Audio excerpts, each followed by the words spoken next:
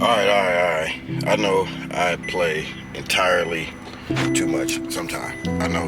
The thing is, I read a lot, and sometimes I just gotta release because I be like militant all the time. So it's hot in this car, so I'm gonna hurry up and get this out so I can go to work too.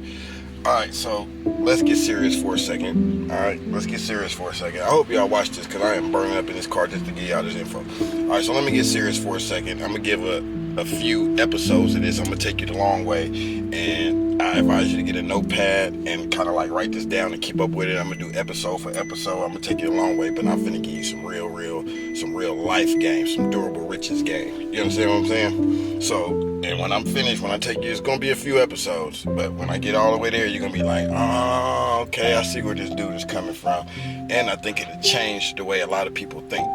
Right? So let's get started. So this first one, we're gonna call it creation upon creation, or my theory of one. Right? And so how it goes is the number one is just a one by itself, right?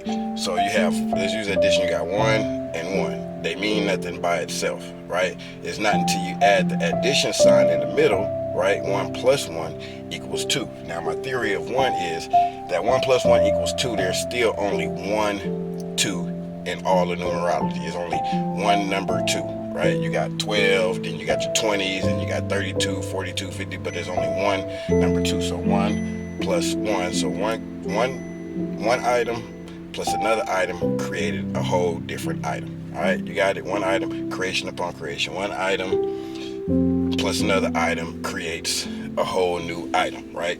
Neither one of the items are the same, right? In physics, it's called fission and fusion, right? You take two things, that is the, right, you put them together, that's the fission part, right? And then the new product is the fusion, what fused together and made it a new product. So you take two hydrogens and a helium, or no, you two hydrogens make a helium, right? And at its basics, right?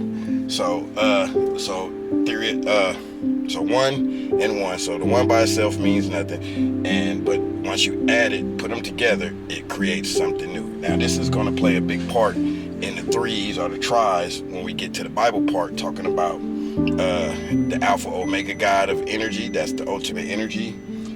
Father God, Yahweh, the Spirit, right? And then Yahshua, the Spirit in the flesh. Threes, right? So hold on to that, because Alpha Omega is only one Alpha Omega. It's only one Father God. It's only one Jesus. The Alpha Omega plus the Father God, the Spirit, equal Yahshua, Jesus, right? So one and one. So Alpha Omega by itself is nothing. Father God by itself is nothing, but when you put them two together, which all three is really the same thing, when you put them two together, you got Yahshua in the flesh, right? So creation upon creation, no two things in this world is created alike, fission and fusion. Another quick way to think about it is, if you are building a house, first you need to have a blueprint. You only got one blueprint, one design. That's one, right? The blueprint plus you need your materials. You need a hammer. Let's say you even got to create the hammer. So you got to go get wood. You got to create your tools, right? And then once you create your tools, then you have to create the materials for the house, build the house, so forth and so on. Now to destroy the house, it's the same thing, right? It's always creation upon creation. So you got your whole house built. Now in order to destroy it, you got to create something to destroy it. Now once it's destroyed, all in rubble and stuff, you have to create something to take that rubble to somewhere else, because it's all energy, and we all know at its basis, energy cannot be destroyed. It can only be transferred into different types of energy, right? So you never really get rid of it. You just create something new out of what's already created. Thus, now let's get into the creation of the world, the universe, such and such and such. So, and as an artist, and I'm an artist, like I draw real good, drums. I a little bit know I play the piano, but I'm a full-blown artist, and every idea is inspired. Nothing.